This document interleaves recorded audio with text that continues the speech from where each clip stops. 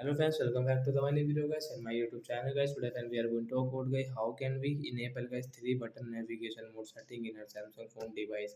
Friends, we want to enable guys a three button navigation settings. So how can we enable? Friends, you can see guys we don't have any guys button layout settings. So how can we enable guys button layout setting? Today friends, I will show you. I will tell you in this video guys. So before starting video, friends, first of all go and subscribe the channel. So friends, now let's see how to enable three button navigation. Open your phone setting guys and guys scroll it. Friends, you can see guys your phone general setting guys, tap here and guys scroll it. Friends, click on navigation bar. Friends, you can see this tab setting. Friends, click on guys your button layout setting and guys come back. Friends, you can see button layout will enable three button layout guys. We can use guys the three button layout setting guys. So guys we can back home button, screen button, close app. We can use guys this three button navigation settings. So that's it guys. Thanks for watching the video. I hope friends you understood how to enable three button navigation and how to disable gesture navigation mode in Samsung phone. So bye guys.